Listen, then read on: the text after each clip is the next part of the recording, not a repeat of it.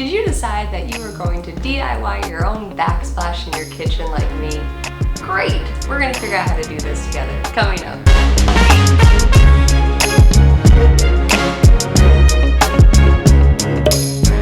Hey friends, welcome to Adulting with Esther, the show where we talk about the things that you don't learn in school. I'm Esther, and today we're going to be talking about how to tile a kitchen backsplash on your own DIY style. If you're new here, welcome. Consider hitting that subscribe button down below so you can be alerted when we post new videos. Now today we're going to start off talking about the tools necessary to complete this project. If you're like me and you have an older house, this thing was built in 1895, we're going to talk about how to adapt and adjust for those crooked walls and crooked floors. We're going to talk about some prep cuts that you need to do and how to do them using the tools you've got. We'll dive into the actual application and the use of things like spacers and the grout flow and all those other tools. And then we'll get into the nitty-gritty of cutting some angles in your tiles. And in part 2 of this video, you'll actually see how we take the spacers out the wall, wipe it down, and we're actually going to add a silicone bead of caulk all the way down on the seam between your wall and whatever backsplash you're adding and whatever countertops that you have to protect, from like water damage. Make sure you stick around till the end of the video though, because I'm going to go through the pros and cons and compare and contrast doing it yourself versus outsourcing to a professional, and hopefully you'll be able to make the most informed decision about whether you would rather DIY this project or hire a pro. Okay, let's dive into tools. First thing you need to have is a measuring tape. Measuring tapes can be huge because you need to know how much tile you need. I'm assuming you already have done that part, but if you haven't, what you'll want to do is measure the distance from the bottom of your base cabinets to your countertops, as well as the distance all the way down. Now that you've measured and done the math, you need to go buy your tiles, or if you're like me, go get them out of your second bedroom or you have them hidden in the closet, because again, PTSD.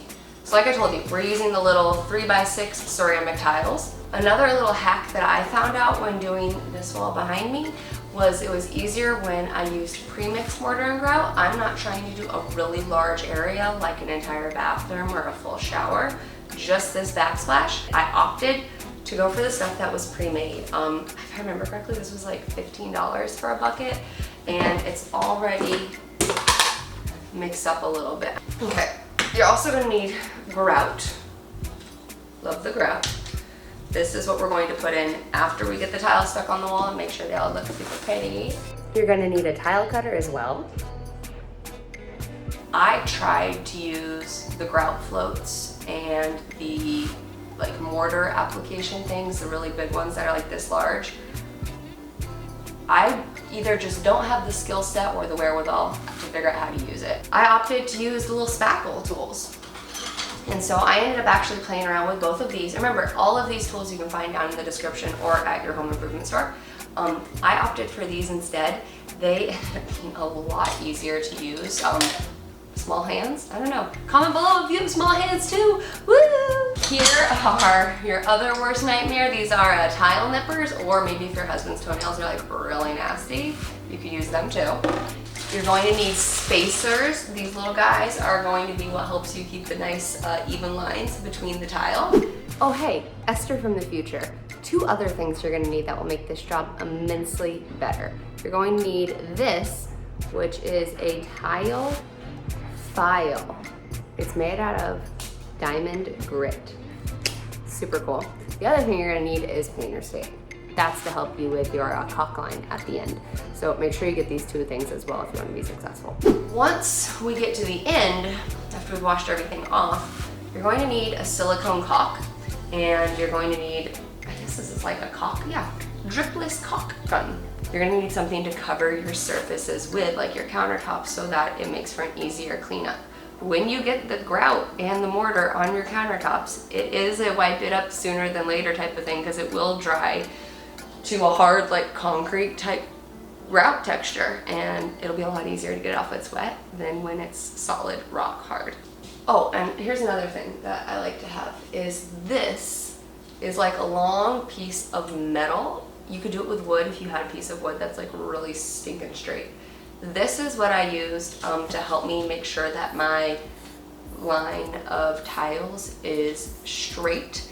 I know it's not level to the ground because my house is like this, but this helped a ton. This is called an L shaped channel, and we got it in the lumber section of our home improvement store. You're gonna need a screwdriver or a drill. If you've got long hair, you're gonna need a hair tie to put all that stuff up. When I pull out my stove, I've learned instead of pulling from the door, which can actually dislodge the handle, open it up and make sure it's off, people. Make sure your stove is off. Do not put your hands inside of a hot oven. This is the disclaimer. Once you know it's off, you can put your hands under here and you can actually pull out from the wall right there. And it's a little bit more of an anchor. We're going to put this in here, and this is actually going to be what we build our first level on. This is going to be screwed into the wall in a couple places. Now I'm going to take a tile and put it under at both ends. And I also have a spacer. So at the end, I'm putting the tile and the spacer. If you find that your spacer doesn't want to stick, you can always just rip a little arm or leg off. Little torture never hurt nobody. And we pulled that right in there, nice and nice-like. And we're gonna do the same at the other end. I wanted to make sure that it was even down here with this grout line. So I've got this set up so that when I put in a new tile, it'll be on top, lined up with those other ones, and then I can know that my tiles will be straight all the way down. Oh, and you can see how I attach these in. I put a screw on the bottom to put resistance on the bottom and a screw on the top to add resistance there, and I did it at this end and at the other end as well. So now that we've got everything set up, the last thing we need to do before we start sticking tiles on the wall is cut enough of your half pieces to be able to do your staggered design. So in doing this, what I do is I open up the tile cutter and I take my tile and I need to mark it, and I can use a permanent marker to mark where it's going to need to be cut. Now these ones I've already measured before, so I know I'm just looking to make another 1/2. So now it's lined up, and I can mark that spot with a marker. This actually will wipe off perfectly later. Open up the wing. There we go. Stick this in, and I'm lining it up with that little ridge right there. Sticking it all the way to the back so that it gets adequate resistance. And I'm going to take this, and there's actually a tiny little blade in there. Yeah, you can see that little tiny blade right here. It's not sharp to my fingers, but it's sharp on a rock, you know what I mean? We're cutting the glaze. Put it up against a wall.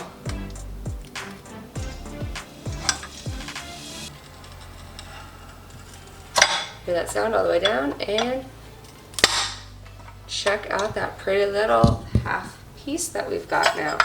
The best thing to do is start in a corner and assume the wall is straight. Yeah, right? But that's where we're going from. So I'm taking a tile, I'm getting a tile, and I've got some mortar, and I'm just smacking it on, and I'm spreading it on kind of even. Doesn't have to be super good, because remember, we're going to grout this separately. This is just the mortar and adhesive. And I get it on here, and it looks good. And I'm done, and that took significantly longer than it needed to, but helped it feel successful, so that's okay. And the big thing I'm looking for here is that I want to make sure that the tile on the wall that's already completed is lined up so that seam doesn't look really funky when it starts to turn. And that's what I'm going to be paying most attention to as I continue this process. It is important to make sure you give a nice push, not like crazy, but this is what is adhering your tile to the wall. So, you know, shove it on there. Make sure you get enough tile, or make sure you get enough adhesive so that it'll actually stick. And remember, if you're getting value out of this video, hit that like button. We're at a special place now because this distance is actually less than one full tile, and I'll have the rough edge in there. And so considering room for a spacer, putting one in there, marking where I want it, I'm gonna even go a little shy and say I want it cut there. But now I have a question for you.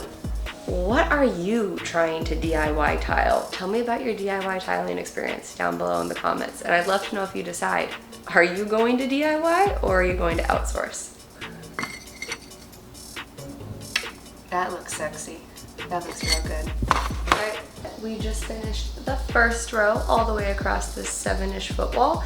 We started this process and this video at 12:11. I will say the tripod's been giving me trouble. It is now 1:47 p.m. So we're looking at an hour and a half in.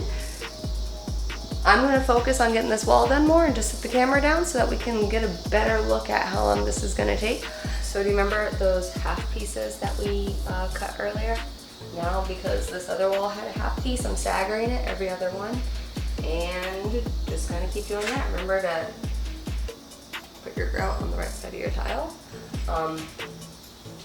Even more so, remember that you want to keep that rough edge like in the corner so you don't have to see it. I'm also going to add a spacer in between the lines. Remember, everywhere there's going to be a grout line, I want a spacer. I guess I'm going to do one more. I'm having fun. Notice how I stick it on the wall and then I slide it into space? That definitely helps making sure your grout is adhered nicely.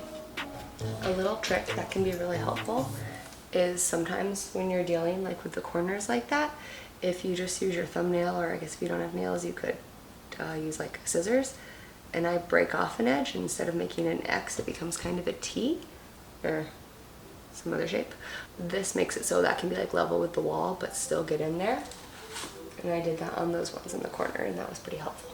So that's about as far as I can go. I now need to do some measuring for the outlet to ensure that this tile will fit around the outlet.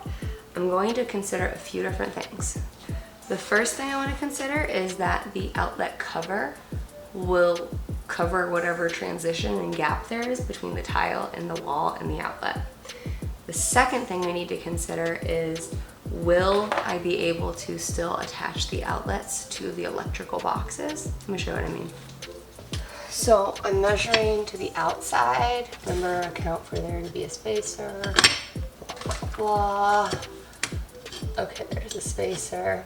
And I want it to hit right around the outer edge, so I'll make a niche there. Notch, niche, niche, I don't know, whatever. And then, counting for one there, I want to make sure that the bottom of the electrical box doesn't screw with anything, so I'm going to put it like right here. And this is actually going to kind of end up being a right angle cut, which with a wet saw would be way easier. I don't have that, so we are going to go at it with some good old-fashioned tile nippers. Here we go. So I've got my clippers here. I don't want to go straight at it. I want to go at like a little angle. So I'm going to just very gently chop from the edge, and remember, I over measured a little bit, but honestly this cut's pretty easy. The bigger ones, you can snap your entire tile in half, and it's a real pain in the butt. So having a wet saw here would actually help a ton, but we don't have one. See, look what I did. See that big corner I chopped off? Although I think with the plate it might be okay. It went too far with the cover, and it looks like we don't have a win. I believe this is a hell yeah moment. You can see we stayed within the lines like in kindergarten, and now we're going to test and make sure it fits on the wall.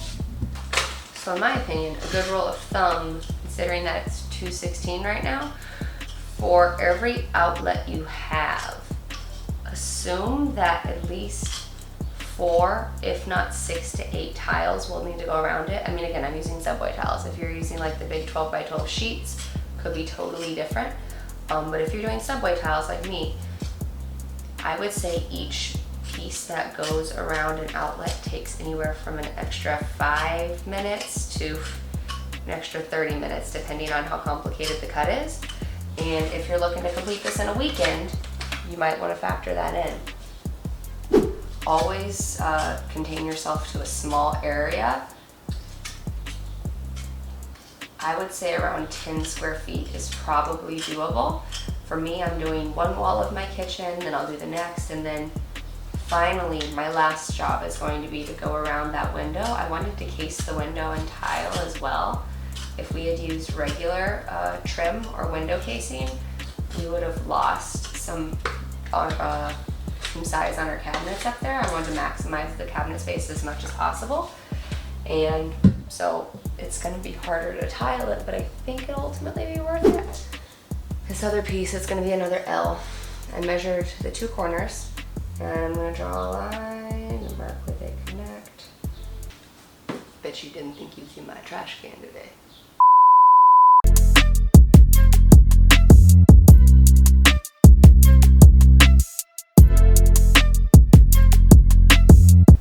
$4.54, and we've been at it this entire time. Very minimal breaks. As you can see, we have gotten the main area across the back. However, we are still missing this stuff on the top. Haven't done the stuff under the metal yet. I'm gonna wait until it's drier before I take that off. The reason I actually chose to pause was, well, the camera died, but also over here, this outlet is providing a unusual, not unexpected, but challenging. I just got really close. Almost able to do it.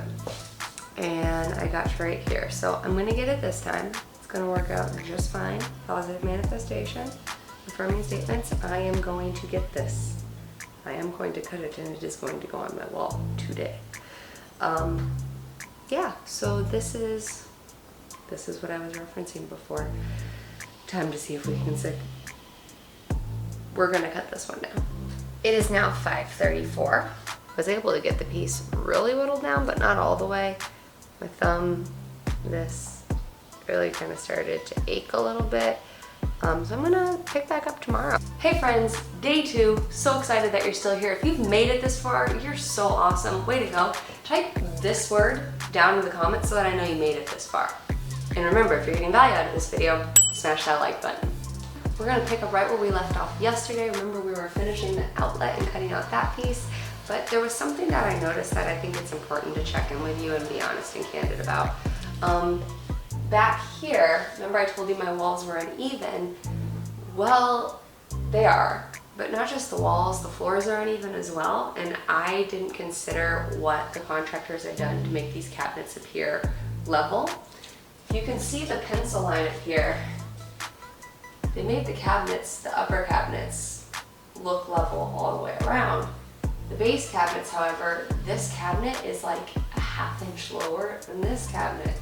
So because I use my trick of making sure they're level by lining them up relative to the base cabinets instead of the upper cabinets, you might be able to see there's a little bit of a whoo in there, kind of a weight. It's subtle. You don't see it unless you know you're looking for it, but it's definitely there. What I would have done differently, and I may do if I decide to redo this at some point, is this metal track, the L channel that I put down. I put it down and make sure that it was one block away from the top or one tile away from the top instead of the bottom, because I know that the top is level and I now know that the bottom is not. So live and learn. Okay, good news. It's now 10:50, so about 30 minutes later, finally finished cutting this piece out. I was just doing really tiny bites, and what I found when I couldn't fit the nippers going at it from the front anymore, and I was chopping this way, I actually turned it over and I was able to get a different angle going at it from the back because, you know, right-handed, left-handed, whatever. I did not attempt to use my left hand at any of this, as we know. The other thing that really helped me with this was taking super tiny bites. And I'm gonna go right here. When I was cutting, this obviously was like a very fragile area and could have been prone to breaking really quickly. I did 2 things. I took the tile cutter and I did the line that you would do before you snap it on all of these, just to hopefully keep it from snapping further or whatever. And we can see some places it actually snapped pretty straight, which is really nice. The other thing that I did was, as I got closer and closer to the line, I take the tile nippers and I'd actually kind of cut them at a diagonal and I would go for the ceramic on the back, not the glaze stuff on the front. In my mind, the glaze is, you know, something that's kind of holding it together better, and the back is all the same powdery ceramic. So I was chopping away the back first, then I'd do the final cut through the front that didn't like snap it. But either way it worked, so yay. Also going to try and tilt adjust. I'm gonna try and adjust over there where it got like really uphill and maybe at least make it flatten out a little bit at the end. So hopefully it's not as obvious. We'll see how it goes.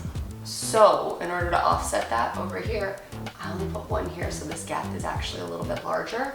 And I didn't put one here, so this little gap is gonna be smaller.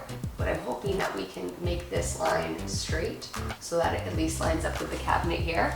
And so the only place we're actually gonna have the wonky curve is right behind the stove and right underneath the microwave, which I'm hoping is not like a visual spot for people's eyes to go.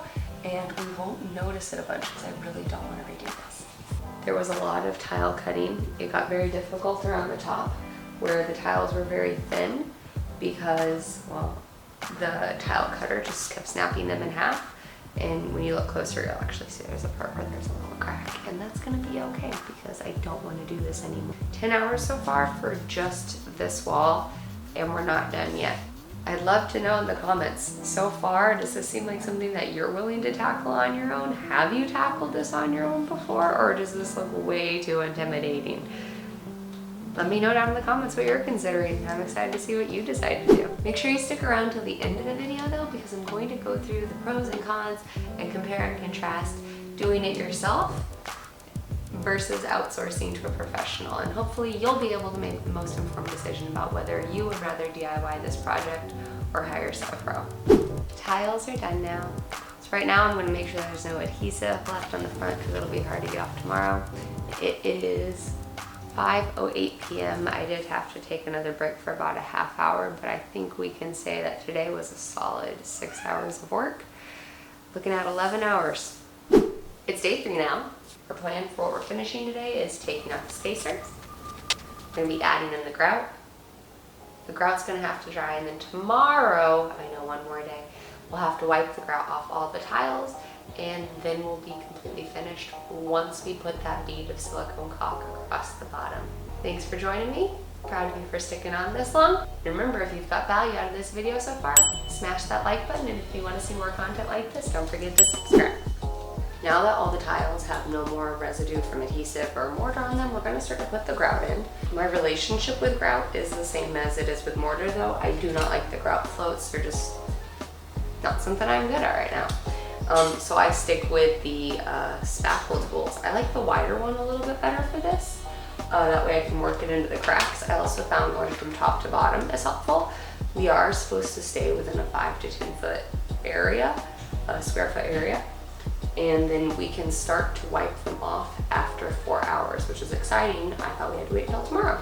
So 4 hours from now, we'll get this to 4 p.m. Maybe I will get this finished later on today. Here we go.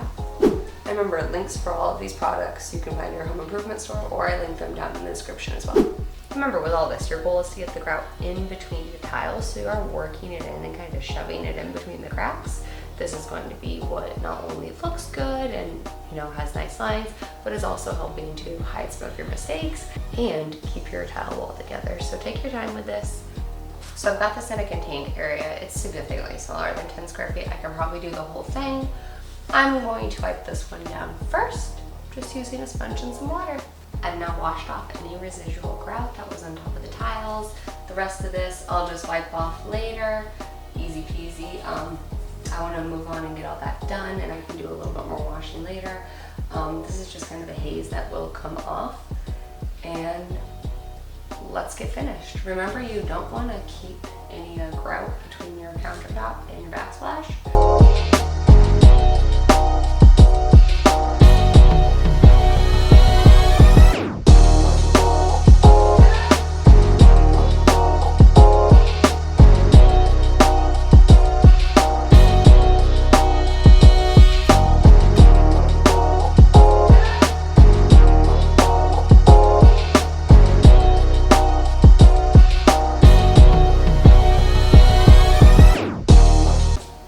See that? We did it in less than 2 hours. I'm very thrilled. I mean, there was a few bathroom breaks and, you know, I kind of cleaned up. I haven't finished cleaning up yet. I need to scrub the countertops a little bit better. The only thing that is really important with this is if you're doing this in a shower and not a backsplash or somewhere that will like actively get wet, you want to make sure that you don't soak it for like 7 days. It really needs to cure, and 24 hours before it even gets like a little splash on it. Nothing behind my stove will be getting wet though, so later today after I clean those tiles up and I know it's thoroughly dried, I'm going to be applying that silicone caulk and it will be done finally. 13 hours in. Still deciding, is it worth it? Good morning, we're at day 4. Yes, yesterday I said I was going to wash the tiles off, but it didn't happen because at 6 o'clock I wanted to do other things. We're gonna wash that off the tiles now.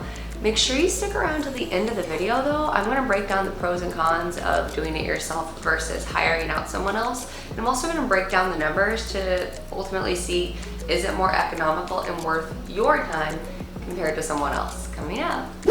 So I went through and got the haze off of all the tiles. Looks amazing now. I'm so happy with how it turned out. I also went through and cleaned up the grout lines a little bit. Some of them were a little sloppy and spread out. So I just took the sponge and rubbed them a little more closely.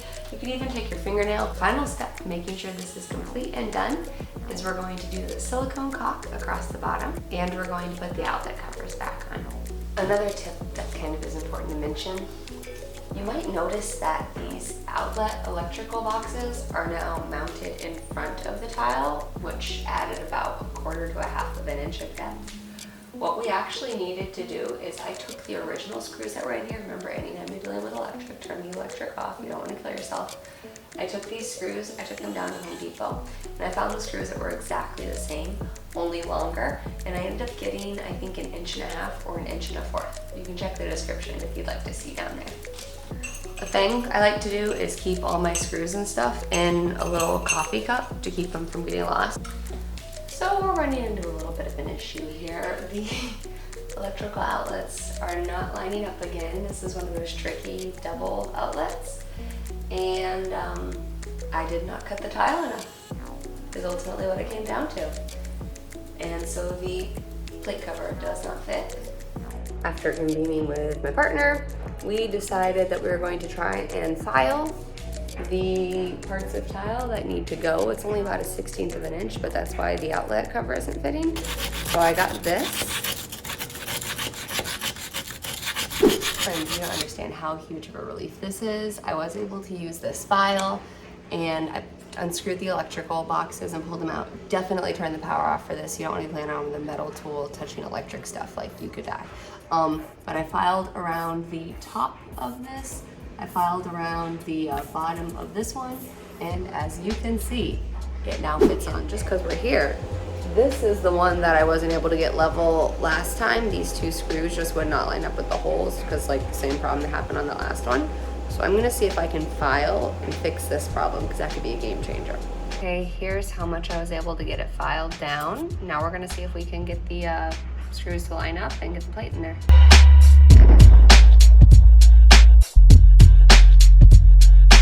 So this is great, I can see all the holes.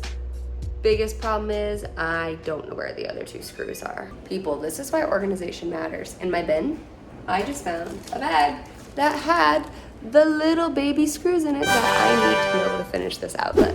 All right, it's 2:08 right now. We did start this earlier today. It's been in and out. If we count the run to the store, that took about a half hour. We're gonna be silicone caulking now, and at this point, we're about 14 hours in.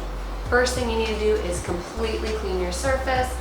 Make sure that your countertops are clean and that your surface is clean so that you can access it. Now that the surface you'll be caulking is completely clean and dry, we're gonna start applying the painter's tape so that we can have a nice clean line. 1 inch painter's tape will work too. I use 2 inch, whatever you have on hand. I'm going to apply this tape to both the backsplash and the countertop surface, getting it as close as I can, leaving about 1/8 of an inch to 1/4 inch of a gap. And remember, the purpose of caulk is to keep water out, not to be something that you look at really nicely. I mean, it should look nice, but it's not supposed to be like a feature. It should just completely blend in. Okay, so we're gonna finish this. Get your caulk gun, get your silicone caulk. I recommend clear. Cut the tip off of it. If you have a gun like this, then it actually has this cool little piece right here that you can put the nozzle in of your cartridge and just actually cut the tip off. You're supposed to cut it at a 45-degree angle. That is the size of the opening that you'll be filling. So you also need access to water, a finger, and some paper towels. Simply drag this along. If your gap is really large, you either need to put a backing in or you're gonna have to do multiple layers of caulk and let it dry completely in between. Otherwise it'll never dry. And if it never dries, it'll never turn clear and you'll forever see like white spots. Gonna take my handy dandy finger and I'm actually working on pressing it into the hole like we did with the grout and pressing it in, not just trying to wipe it off. I'm pressing it in. Start at one end and push it into the hole. Good, good, good. And grab your handy dandy paper towel. And you can wipe it off or you can try and reuse it. Whatever, how cheap you're feeling, right? And do it again. Push it into the hole.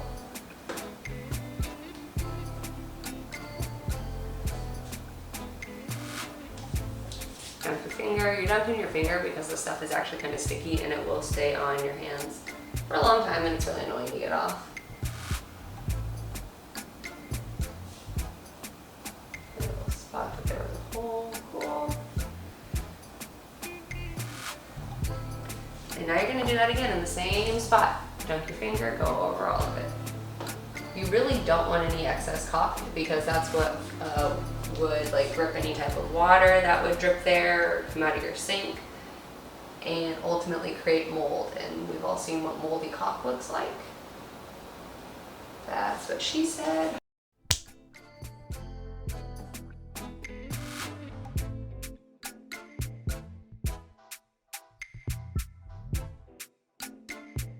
Take that, toss it in the garbage, do it again.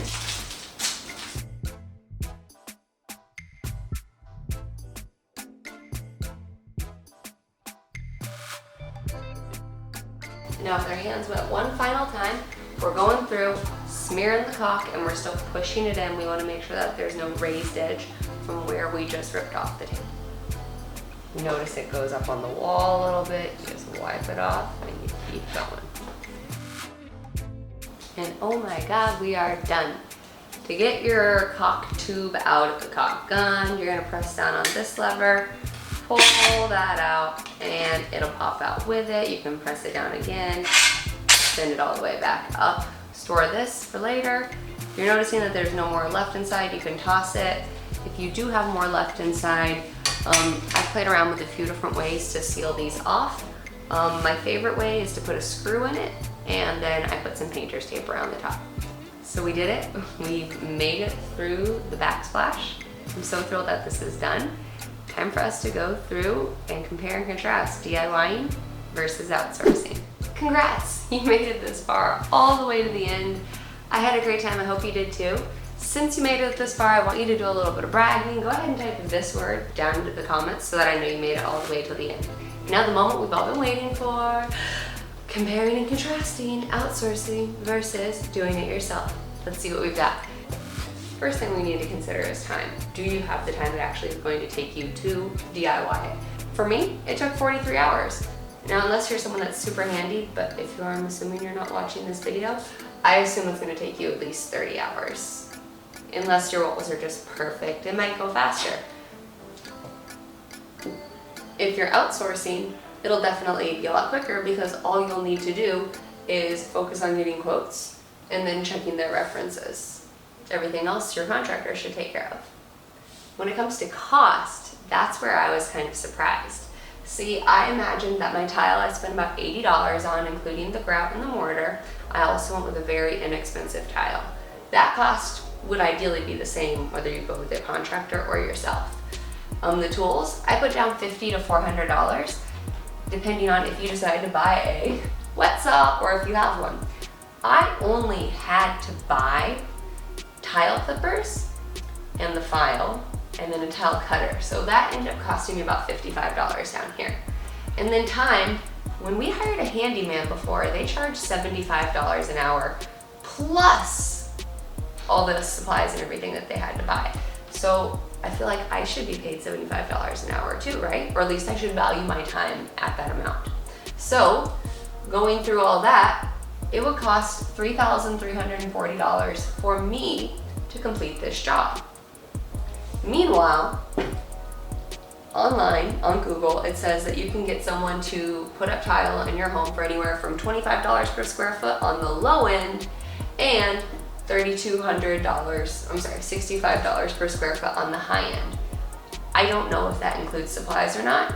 Let's assume that it doesn't. Right off the bat, we're almost identical in labor costs, except for the fact that I don't know what I'm doing. So let's go down here to stress level. For me, the stress level here was mid to high, because I know I'm gonna have to look at this every single day. And if it's all crooked and jank, I'm gonna be upset all the time. You would be too, if you put 43 hours into this, and I'm not even done yet. Meanwhile, having someone else do it. I did put low to mid. Sometimes you're gonna get a contractor that's not very good. Make sure you do your work in the beginning and check your references. Make sure that there's someone that can be self-sufficient, that you don't have to babysit, that's reliable and trustworthy. Then you'll have a very low stress experience. I think the quality is really where we have to get kind of picky and really look at the details. I say that this is mid-range quality. Looks nice, but then we notice the part where the uneven walls made that little crooked line, or the uneven floors. We also noticed, well, I did, maybe you haven't, the grout color is inconsistent for some reason, even though I did the exact same process and used the exact same product everywhere. And then the chinks at the edges of the tiles when I was cutting them with the tile nippers. Now again, if you had a wet saw, that would not be a concern. But a wet saw is at least 80 bucks, if not more. And that was something I didn't want to buy because I knew this would be a one-time project. I wanted to know if it was something that I would enjoy, and it's not. Friends, this is really like an art form. Honestly, if you are doing this and you are just trying to get it done, it's gonna be miserable. Now, if you have some fun with it, then maybe, you know, it was worth DIYing because you enjoy doing it. And that brings us to pride. I'm very proud of the work that I completed. And I'm gonna brag about it to everyone, and obviously on my YouTube channel too. You might have mid-range pride about your backsplash if someone else does it, because we love how beautiful it looks, but in the end, you didn't put your blood, sweat, and tears into it. And I guess we should also consider learning moments. You learn a ton if you do it yourself. So will I ever do this again? Absolutely not. I would much rather spend my time during the summer preparing for school, taking care of myself, doing fun stuff, reading a book, laying out in the sun, playing with my cats, than working on this. But you know what? It's done now. And if you don't have access to that $3,000, $4,000, $5,000, $6,000 on you right now, then DIYing is going to be your best bet. But remember how important it is to value your time. You're a valuable person, and you deserve to be compensated as such. Or at least you deserve to spend your time in a way that you find valuable. And on that note, if you got value out of this content today, don't forget to smash that like button and click that subscribe button down below, and click the little alarm so you can be alerted when we post new videos in the future. Thank you so much for stopping by, and I'll see you next time.